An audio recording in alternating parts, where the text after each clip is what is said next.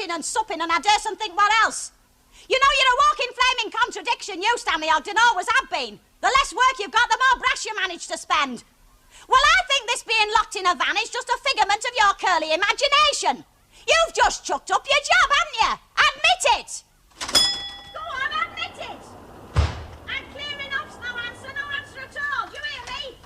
Do you hear me? I should have thought you had enough of that row when you lived with them. Really, Irma, eavesdropping again? Well, you can't call listening to me mother eavesdropping. I mean, you don't exactly have to strain your lugholes, do you? It's like living next door to a mock auction. What's she on about, then? Mrs. Sharples. Well, it's me dad. He reckons he got fired for being found snoozing in the van, and yesterday my mum felt sorry for him. And now she thinks he's swinging the lead. Well, she's always thought that, but yesterday she was frightened of him. She's had time now to sleep on it and get her strength back. Poor Mr. Ogden. For once, Miss Nugent, I agree with you. You just got yourself in a drunken stupor, didn't you? And not for the first time since you've been in this job, neither. I haven't forgot that time you were seen clubbing it when you were supposed to be working your fingers up to the elbows. If you don't shut up, I'll club you. That van was driven on that croft deliberate, and police informed us, shouldn't we wonder? I'll say one thing for you, you can't half dream up a story. Eh? You know, your brain only works proper when it's thinking up lies. Well, I'll tell you something, Stanley Ogden. I'm not subsidiarising you, not this time. I've done me whack of that. From now on, what I earn belongs to me. So if you take my tip, you'll get yourself down to the labour and find another job, or starve. That's what I'm doing. Then I'll tell you something. No. What? Then I'm asked for a job in Timbuktu. Couldn't you find somewhere further away? Like another flaming planet?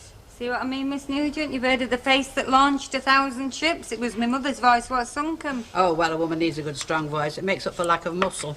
Thought you had both, Mrs. Sharples. Well, I'm not complaining. Well, I wish you'd use your voice to answer my question, Mrs. Sharples. Oh, yes, what are these pictures of again? Oh, various excursions to the countryside that Ernest and I have shared and enjoyed. Oh, and also some of my doings in Mallorca. Do you think you should be showing them in public? I always thought you had to get a licence of the Watch Committee to exhibit blue films.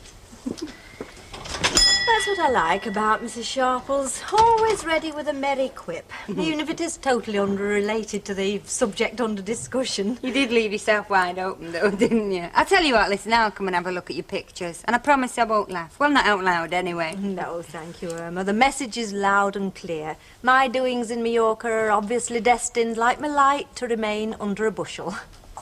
Oh, hello, Miss Nugent. You, come to finish our books off? I have, Mrs. Clegg, but I doubt if my efforts with your shop accounts will provoke quite as much mirth as my activities with a camera.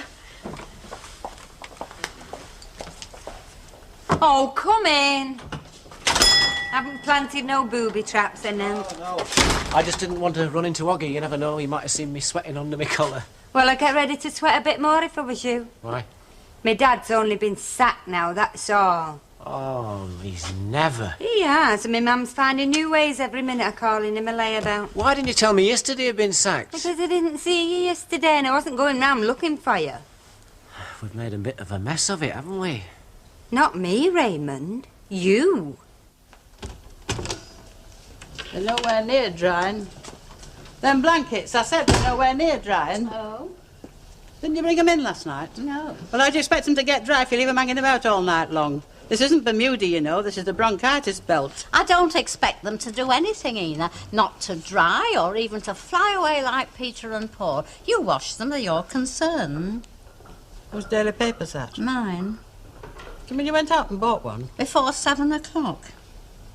That's the racing page you're reading. Your eyesight's very good for your age, isn't it, Ina? I see. What do you see? You're sulking.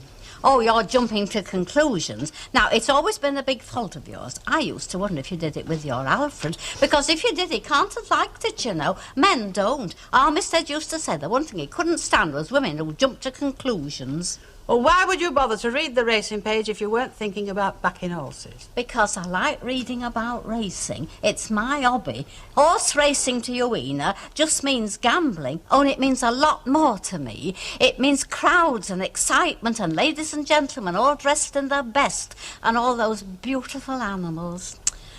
I always wanted to go to a race course, but I never... Oh, if reading about horses turns your brain, I wonder what seeing would do to them. Oh, I knew you wouldn't understand. Would you like a cup of tea if I make you one? No. Can I make one for myself, then? There's no pleasing some folk. Well, you might try leaving them alone. Did you say something? No. And I'll get them false teeth of yours seen too. Look, darling, you was just as keen as I was to take a rise out of Huggy. My dad, Stanley, Mr. Ogden. What? He's not called Oggy, he's called me Dad or Stanley. All right, I get the message. Well, you better start getting another and all. Such as? Such as you owning up. You what? Go and tell me Dad's boss what really happened. You know, you really do amaze me. And I'm not even trying. You sat in the Rovers belly aching about your dad doing a fair imitation of Rip Van Winkle in the bakery night after night, and now he's got his flaming just dessert shit on his side all of a sudden. Well, you know what they say about relatives. Only other relatives can call them. Or harm 'em. You want me to own up? To say I dumped him on that croft? That's right. But I could get done. Taking and driving away for sure. Kidnapping, maybe. Hard luck. Well, I'm sorry, but it's not on. Oh? Besides, not being the George Washington type, I've managed to keep me sheet clean with the bogies for a fair while now, and it's stopping clean. I wonder if... What? When you're giving the police a tip-off, do you dial 999, or is there another number? Oh, you wouldn't. Oh, I would. I can't own up. I could finish up doing porridge. Well, you'll have to think of something else then. What do you suggest? I'll leave it up to you, but I wouldn't be too long solving it. Anna, Yeah? you got a minute? Come in. See ya.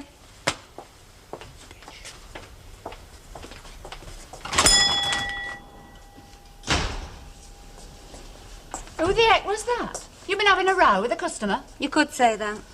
Well, it looks like we're going to have to watch our P's and Q's with everybody in future, Irma. Both of us. What do you mean? She means, Irma, that your books have balanced in more ways than one. Well, isn't that what they're supposed to do? I thought the fraud squad come knocking on the door if they don't balance. What Miss Nugent's trying to say, Irma, is that our outgoings balance with our incomings near enough. Oh, smashing. It isn't, is it? Not if it happens before either of us have taken out a penny piece of profit. Well, how can that be possible? Well, it is possible, Irma, though you could, of course, have my figures checked by a professional. No, I mean, have we been managing to live? How did I manage to buy that new frock last week? You've been living at the expense of your liabilities, Irma. Liabilities? Isn't that a fancy word for debts? Right, go on, how much are they, the liabilities? £132.30. That's not a liability, that's a disaster. Definitely. Right, what we're going to do? What can we do? Oh, I'm just a bookkeeper, Irma, not a business consultant. Well, we can have a talk for a start. Well, I know one thing we won't be talking about, and that's my summer holidays. Went and got all the brochures on Greece and all went half looking forward to it. They say trouble comes in threes. If it does, I don't think I'll be able to face number rotten 3. She is upset. She's not the only one, Miss Nugent. Of course, I suppose I'm better off than Nellie Eastwood. Do you know, she scrubs the flags outside her house right down to the curb edge. I ask you. What's me not getting a job got doing Ellie Eastwood scoring the flags down to the curb edge? Well, that's her safety valve, like, isn't it? Oh. I mean, if she didn't do that, she'd like us not to explode. Eh? Oh, yeah. We've all got to have something to take us mind off the monotony of being at home all day, you know. Now, you're my safety valve, Chuck. I am? Yeah. I mean, if I hadn't got you to yell at, I'd like us not scrub my flags down to the curb edge. Or wink at the milkman or something. Oh, well, that shows a good in everything, doesn't it? Of course, you can't have too much of a good thing. Eh? I mean, Nellie Eastwood's not scrubbing the flags to the curb edge every day, like I'm having to yell at you every day, because you're afflicted with this disease, what stops you keeping a job for longer than a few months at a time and keeps you on the dole for as long again. I went to the flipping labour, there was nothing for me. Ah, well, tomorrow I'm coming with you. I'll see if there's nothing for you, because your nothing for you and my nothing for you might be two very different things. Eh? I'll tell you something else that's just struck me and all. What? Summer's coming, isn't it? Not a bad time of the year to be on the dole, is it? Best time, in fact. But I wouldn't bank on getting sunburnt if I was you, because you're getting a job. If I have to drag... I did not, but you wouldn't have heard me being in the heat of connubial discussion. What do you want? Stanley? He's not coming out. Not to the Rovers, not to anywhere, till he's joined the ranks of the employed again. Oh, that's what I've come about. Have you heard something from Bakery, from his boss? No. Go ahead, speak, will you? Well, it's like this, Stanley. Knowing how you are fixed, I'd like to offer you a job. Working for you? Fairclough and Langton, aye. What, my old job back at the yard? Where else? Oh, well, how about the money, you know? He'll take what's offered. I'll take what's offered. Well, that's that then. Thanks very much. Oh, think note of it. Start tomorrow, Stan. Oh, it's a question of the change between night work and day work, you know. He'll start tomorrow. On second thoughts, I'll start tomorrow. Good, very good. See you tomorrow then, Stan. Ta-ra. Thanks very much. You're not a bad lad deep down, you know. No. Well, you just remember how nice you were any time you might be tempted to start leaning on your hammer. Oh, I wouldn't let him down. Anybody does me a favour, you know. He's my friend for life, that fella. I've heard that one before, I know. No, I mean it. Right, well, you'll be at that yard 8 o'clock sharp tomorrow I morning. will.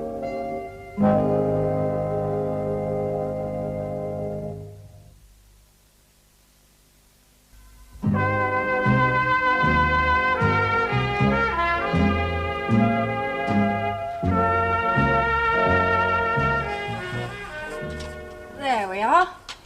Ready to roll, as they say. Haven't you forgotten something, Miss Nugent? No, it's all assembled, apart from a final fiddle with the focus. Punch.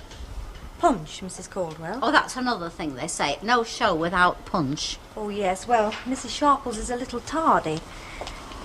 I think I can detect an atmosphere, Mrs. Caldwell, though I'm at a loss to understand why there should be. Oh, yes, there's an atmosphere, all right. But I gathered from Mrs. Sharples that it was at your behest that I put on this film show. Well, I don't see how that could be possible. I'm still at a loss, I'm afraid. Well, Ina and me haven't exchanged a civil word since the incident of the blankets, and that were yesterday. The incident of the blankets? Well, she washed them, and I didn't want her to. They're not dry, and I don't care if they never do dry. Oh, I see. But Mrs. Sharples was most explicit. Forthright, as is her wont, but explicit. I can nearly recall her exact words. If you want an audience for your pictures, she said, get round to Minnie Caldwell's.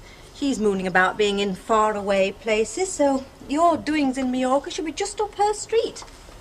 And that's what she said? Almost to the syllable. I think Ina must have been born thinking that she knows what's best for folks better than they do.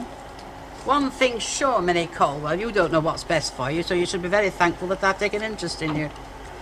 Right, get them blinds drawn, and if I see something I don't like, I shall burn them pictures, Emily Nugent. Mrs. Whitehouse.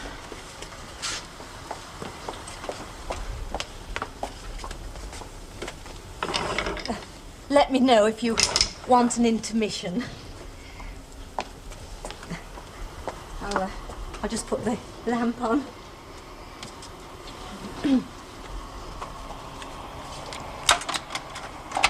There.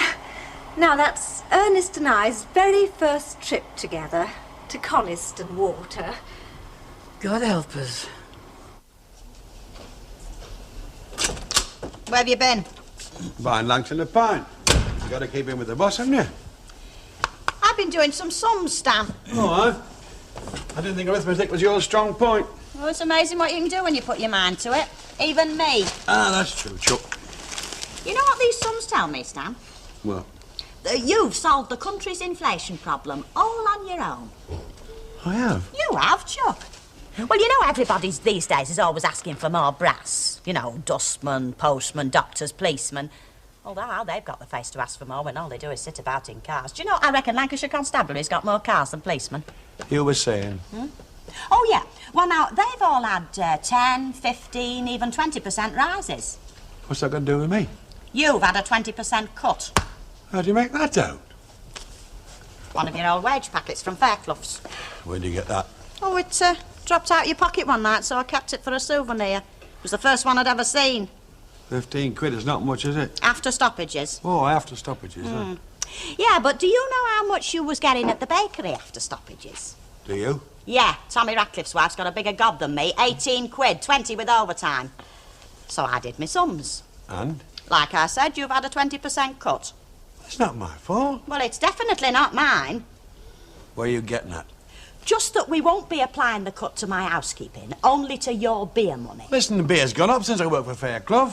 And fags and all. Oh, I know, Chuck. That's what Vic Feather's always on about, isn't it? Pegging prices. But nobody listens to him, so who do you think's going to listen to you, If Chuck? I could get my hands on him, just one flipping hand. You're not still insisting he exists. It does flaming exist.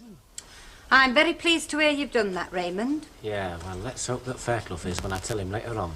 Oh, I'm sure you can be very persuasive. I mean, I was just talking to Myra Lomax the other day from Jubilee Street. She was telling me how you only had to flutter your eyelashes and she's putty in your hands. That's as maybe. Fairclough isn't Moira Lomax. I thought I saw a resemblance. But, do us a favour, will you? Name it. Next time you want Oggy teaching. Your dad teaching a lesson? Do it yourself, will you? Don't drag me into it. Try.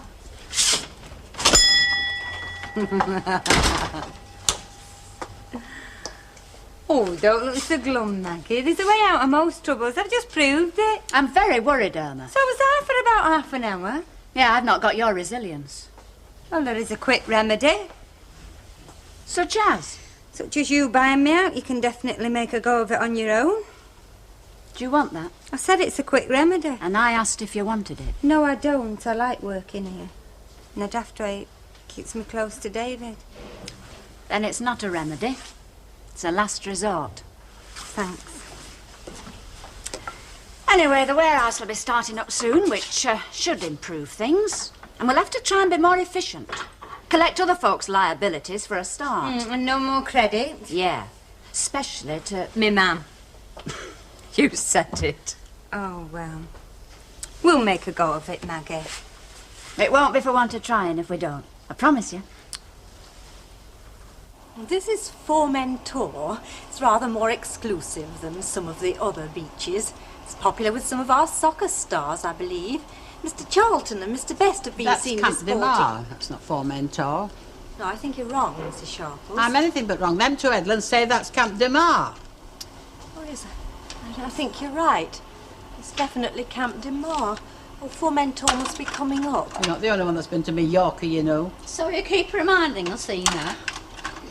Oh, this is the magnificent cathedral at Palma, built in the 12th century. 13th. No, I'm sure it was the 12th, Mrs. Sharples. And I'm sure it was the 13th. Oh, what does it matter when it was built? Especially since it's so many years ago.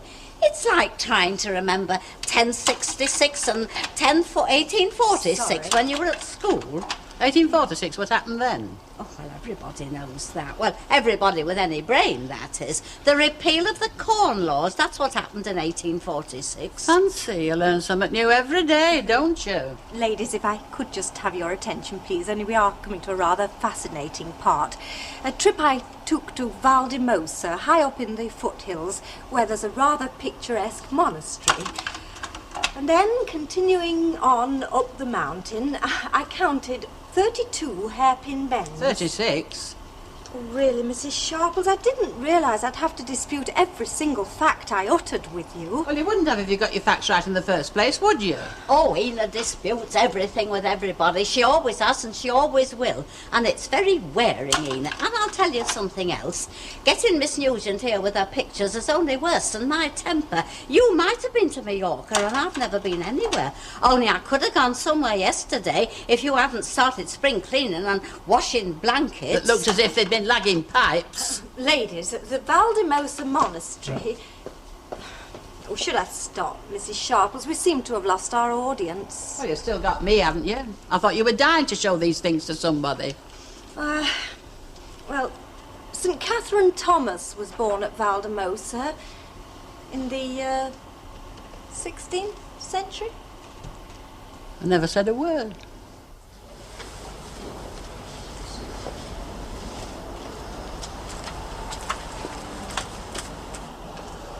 Ina, can you come out here? There's something I want to show you.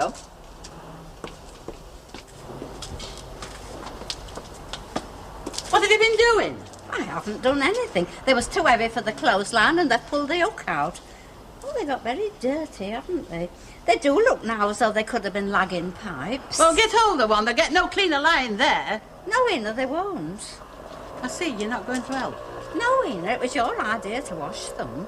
Well, don't just stand there. Pick one up. Let's get them into the dolly tub. But we're about to move on to Ibiza. Oh, thank goodness I had a good Christian upbringing. I said, pick one up.